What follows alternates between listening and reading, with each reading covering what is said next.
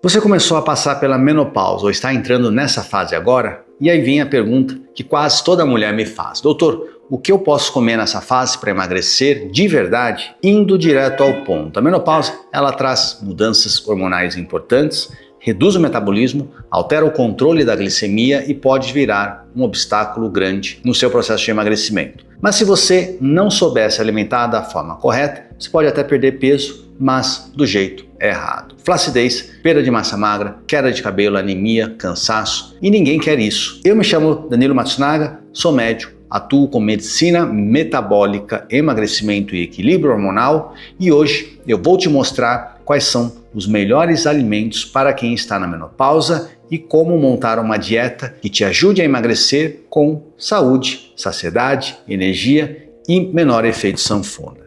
E mais do que isso, eu vou te mostrar como esses grupos de alimentos conversam entre si. Porque nenhum funciona de forma isolada. Alimento número 1, proteína. Eles são prioridades. Se você esquecer tudo que eu falei até aqui, lembre-se disso. Proteína é prioridade. Frango, peixes, ovos, carne vermelha magra, tofu, iogurte grego, sem açúcar, whey protein. Na menopausa, a queda do estrogênio favorece a perda natural de massa muscular, a chamada sarcopenia. E se a alimentação não tiver proteína suficiente, isso obviamente que vai se agravando. Muita mulher me pergunta por que, mesmo comendo pouco, não consegue emagrecer, e a resposta está aqui. Ela está comendo pouco de tudo, inclusive do que mais precisa. Quando falta proteína, você perde peso, mas perde massa muscular em conjunto. E isso não é só problema estético. Você perde força, o seu metabolismo cai, porque o músculo que consome energia em repouso, aumentando sua flacidez, e sua chance de recuperar o peso depois acaba indo para baixo.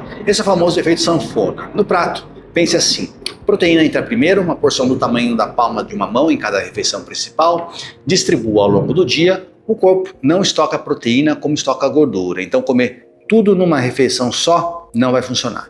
Dê preferência a fontes variadas, peixe rico em ômega 3, como por exemplo sardinha e salmão, pelo menos 2 vezes por semana, ovos, carnes magras, para quem prefere opções vegetais, acaba tendo a opção de tofu, grãos de bico, lentilha, e para realmente sustentar o músculo, combine essa alimentação com algum exercício de força, de 2 a 3 vezes por semana. Uma coisa sustenta a outra. Um erro comum é comer proteínas só no almoço, achando que já cumpriu a cota do dia. Não funciona assim. O corpo ele aproveita melhor quando a alimentação é distribuída, então pense em pelo menos 20 a 30 gramas em cada refeição principal. No lanche da tarde, troque a bolacha por um iogurte grego com uma colher de pasta de amendoim, ou por um punhado de castanha com uma fatia de peito de peru.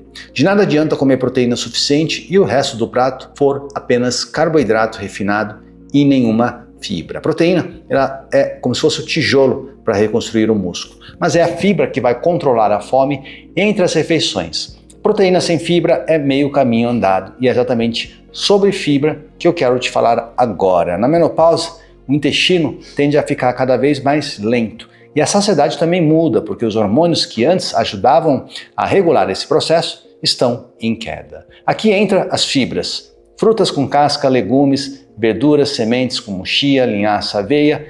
Elas alimentam seu intestino, ajudam na saciedade e reduzem os picos de glicose que ficam mais frequentes nessa fase, principalmente por causa da resistência insulínica que tende a aumentar. Picos de glicose altos geram fome em um tempo logo depois. Na maioria das vezes, isso não é falta de força de vontade, é o prato desequilibrado, com muito carboidrato rápido e poucas fibras segurando essa curva. Existem 2 tipos de fibras que vale conhecer. A solúvel, presente na aveia, chia e maçã, forma como se fosse um gel que segura a saciedade. E a insolúvel, presente na casca de vegetais e nas folhas, ajuda o intestino a funcionar com regularidade. O ideal é variar entre os dois. Uma meta prática: tente chegar a 25 gramas de fibra por dia distribuído nas refeições e aumente aos poucos, sem pressa, para não causar desconforto abdominal. Um exemplo prático de boa fibra: no café da manhã, uma fruta com casca mais uma colher de chia no almoço, salada crua bem variada, mais um vegetal cozido,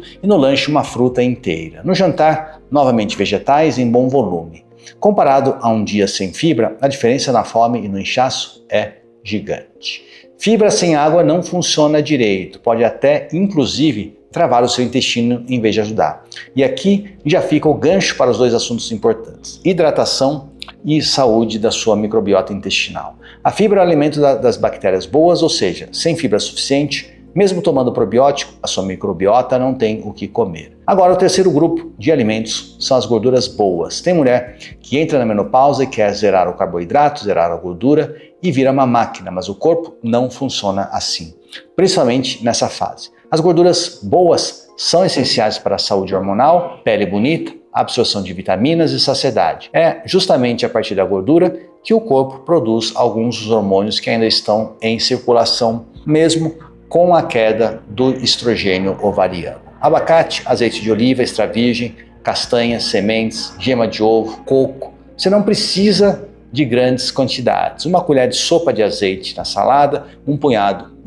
pequeno de castanhas no lanche, já fazem muita diferença. Se você excluir totalmente a gordura, vai sentir mais fome, compulsão e o seu corpo vai gritar por energia, muitas vezes acabando em um episódio de compulsão à noite. Vale conhecer a diferença entre os tipos. Monoinsaturada do azeite e abacate protege o coração, algo importante já que o risco cardiovascular aumenta na menopausa. As poliinsaturadas, como o ômega 3, ajudam a reduzir a inflamação e têm um efeito com menor intensidade nas ondas de calor.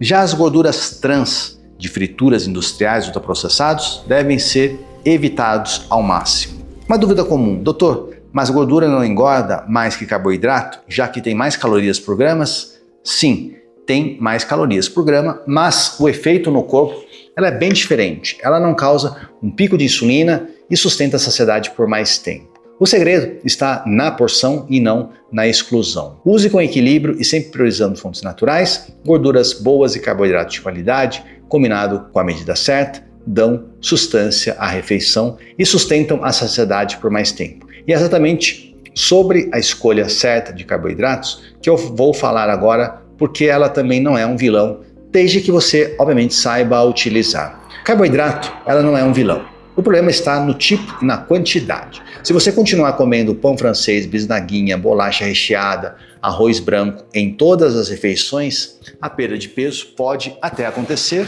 mas com menor intensidade, menos saúde e maior risco de reganho. Lembre-se do pico de glicose que eu falei atrás. O carboidrato refinado é justamente o que mais causa esse pico, gerando aquela sensação de fome descontrolada e aquela vontade de doce no meio da tarde, tão comum na menopausa. Se você optar por carboidratos integrais, como arroz integral, quinoa, mandioquinha e batata doce, vai ter energia com mais qualidade, porque liberam glicose de forma mais lenta e gradual. Isso significa que energia estável ao longo do dia e menor oscilação do seu estado de humor.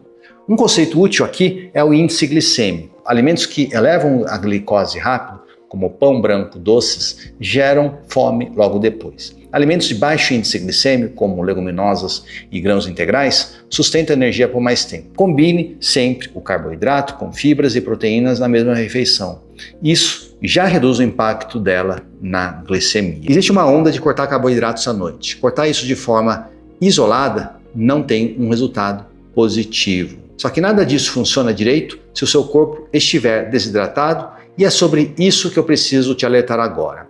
Sede e fome são confundidos no cérebro. E na menopausa, isso fica ainda mais bagunçado. As ondas de calor e as mudanças hormonais bruscas podem te desligar ainda mais desse sinal de sede, fazendo você perder líquidos sem perceber. Resultado, a pessoa fica desidratada, sem saber, e o cérebro manda sinal de fome, quando na verdade o corpo está pedindo água. Isso atrapalha o intestino, que já ficou mais lento por causa da queda hormonal, e toda aquela fibra que você está comendo direitinho não consegue fazer o trabalho que deveria.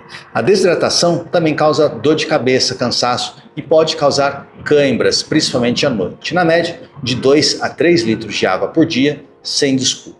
Chás naturais, água com limão, água de coco natural, tudo conta. O básico é beber água entre as refeições e não durante, para não atrapalhar a digestão de proteína. Uma forma prática de observar isso é exatamente a cor da urina. Quanto mais clara, melhor.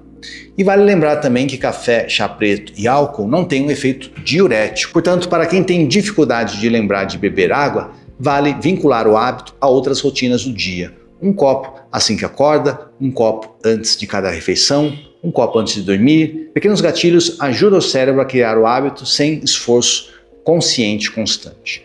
A água também é essencial para o próximo passo, porque sem hidratação adequada, as bactérias boas do seu intestino não conseguem se manter em equilíbrio e a saúde da sua microbiota é, sem dúvida, a peça-chave para tudo que nós já falamos até aqui. As mudanças hormonais da menopausa podem afetar diretamente a sua microbiota intestinal, esse conjunto de bactérias que influencia muito mais coisas do que a digestão. E existe, inclusive, uma parte da microbiota chamada de estroboloma, que participa do metabolismo do próprio estrogênio. Ou seja, cuidar do intestino na menopausa é ajudar o seu corpo a lidar melhor com essa transição hormonal inteira. Iogurte natural, kefir, kombucha, enfim, tudo isso torna o intestino saudável, influencia na imunidade, no humor e na disposição, o sono e até a perda de peso. Inclua essas opções ao longo da semana, mesmo em pequenas quantidades. Vale conhecer também os prebióticos, os alimentos que sustentam essas bactérias. Alho, cebola, alho poró, banana, combinados ou fermentados. Potencializa o resultado, sinais de que a microbiota pode estar desequilibrada enquanto inchaço frequente, gases em excesso, intestino irregular e queda de cabelo persistente, mesmo com boa alimentação. Nesse caso, vale buscar uma orientação de um profissional. De nada adianta tomar o melhor probiótico do mercado se não tiver fibras suficientes para alimentar essas bactérias depois que elas chegaram no intestino. Fibra e fermento juntos transforma a sua saúde intestinal. E não dá para deixar de falar do sono aqui, porque ela também impacta na sua microbiota e no seu peso. Noites mal dormidas comuns em menopausa também causam ondas de calor, alteram hormônios de fome, aumentando a vontade de comer e reduzindo a sensação de saciedade.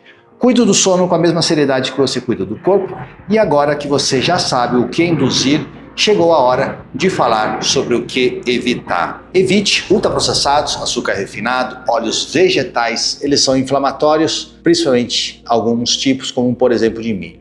Excesso de álcool também prejudica toda a sua composição corporal e o seu mental. Ultraprocessado desregula a curva de glicose para quem trabalhou tanto para controlar. Inflama o intestino, que acabamos de aprender a cuidar, e ainda desidrata, porque costuma vir cheio de sódio. Uma dica simples para identificar esses vilões: quanto maior e mais difícil de pronunciar a lista de ingredientes, mais chance de ser um ultraprocessado. Sobre o álcool, vale um comentário que ele piora a qualidade do sono, mesmo dando sensação inicial de sonolência. E já vimos como o sono ruim sabota o processo inteiro. E sobre açúcar, não é só o doce que conta, mas também escondido nos molhos prontos e sucos de caixinha. Pense bem, você pode estar comendo todas as proteínas e fibras certas, se hidratando direito, cuidando do seu intestino, mas ao mesmo tempo estiver consumindo ultraprocessados o dia inteiro. É como enxugar gelo, um sabota a função do outro. Não precisa viver em restrição eterna, mas saiba, a menopausa é um momento de redução alimentar e não de punição. Reduza o que inflama aos poucos, troque o refrigerante por água saborizada, uma bolacha recheada por uma opção com fibra e proteína, o óleo de soja pelo azeite. Pequenas trocas sustentáveis funcionam muito mais do que um corte radical. A menopausa não é o fim de nada, é simplesmente uma oportunidade de se reconhecer com seu corpo, sua alimentação e seu estilo de vida. Repare como cada ponto se conecta. A proteína protege o músculo que sustenta o metabolismo, a fibra controla a saciedade e alimenta as bactérias boas no intestino e a gordura boa cuida do equilíbrio hormonal. O carboidrato certo estabiliza a sua energia, a água faz tudo isso funcionar e as ferramentas fortalecem a microbiota a evitar que a inflamação protege cada um desses processos ao mesmo tempo. Não é uma lista solta de dicas, é um sistema. A pergunta não é por que eu posso comer nessa fase, e sim o que meu corpo merece comer agora que eu estou cuidando de mim. Porque não é só sobre pesar menos, é sobre viver mais leve, com saúde, disposição e confiança. Comece pequeno, se for preciso. Essa semana foque só na água, na próxima mais proteína, no café da manhã. Depois, inclua um fermentado, vá construindo aos poucos, sem culpa, quando um dia sair do combinado. Se esse conteúdo fez sentido para você, salve, deixe seu like e clique no botão para se inscrever no nosso canal. Aqui eu produzo conteúdos semanais, 2 a 3 vídeos por semana para vocês aproveitarem. Nos vemos até o próximo vídeo.